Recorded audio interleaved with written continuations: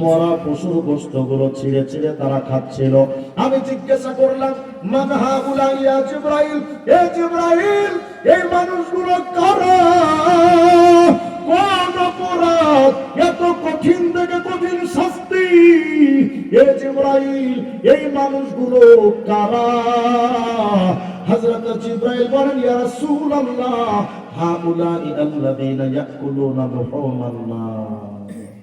নবী গো, এই মানুষগুলো হলো তারা দুনিয়াতে বসে বসে গীবত করত যারা। আপনার কাছে আমার কাছে তো এখন গীবতটা গুনাহ মনে হয় না, ঠিক না? মুরব্বীদেরকে যদি আপনি বলেন, চাচা আপনি যে বসে লোকটার গীবত করেন, আপনাকে একটু বিবেক জাগ্রত হয় না? কতকাল করবেন? একটু জিকির আজকার করেন না, লোকটার গীবত করেন কি আপনি? দেখবেন এই চাচাই বলবে, ধুর বাপু, হে করতে পারলে সমস্যা নেই, আমি কইলে সমস্যা, তাই না? মানে এই গীবত করা যে সমস্যা, এই চাচা এটা জানেও না। তবে হ্যাঁ, সবকিছু আবার গীবত না। যেমন আমরা সরকারের সমালোচনা করি, বিভিন্ন পীরদের সমালোচনা করি, এগুলো গীবত না। কেন? জাতি যাদের দ্বারা ক্ষতিগ্রস্ত হওয়ার সম্ভাবনা থাকে, তাদের ব্যাপারে জাতিকে সতর্ক করার জন্য বলা, এটা গীবত না, এটা ঈমানি দায়িত্ব। যেমন এই এলাকায় যদি কোনো চোর ঢোকে, আপনি যদি মাইকে এলান করেন, ভাই অমুকে চোর চোর চোর, এটা কি গীবত? এটা সতর্কবাণী, মানুষকে সচেতন করা।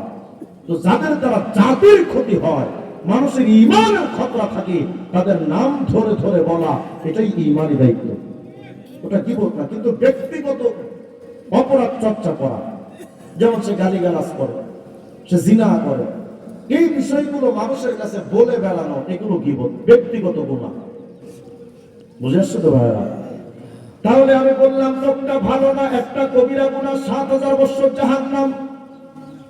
হযরত জিবরাইল বলেন, নবী গো, এই মানুষগুলো তারা যারা দুনিয়াতে বসে গীবত করত। আর একটা অপরাধ ছিল এদের, ওয়ায়াকাউনা ফি আরাদিহিম। ও নবী, এই মানুষগুলো হলো তারা মানুষের ইজ্জত নিয়ে ছিনিমিনি খেলতো যারা। আমাদের সমাজে তো ইজ্জত নিয়ে ছিনিমিনি খেলার কোনো সিস্টেম নাই। দেখবেন পাশের বাড়ির মেয়েটারে যদি ভালো জায়গায় বিয়ে ঠিক হয়, প্রতিবেশী এটা আর সহ্য করতে পারে না। আপনাদের দিকে নাই মনে হয়, এগুলো থাকলে তো কত লোক করে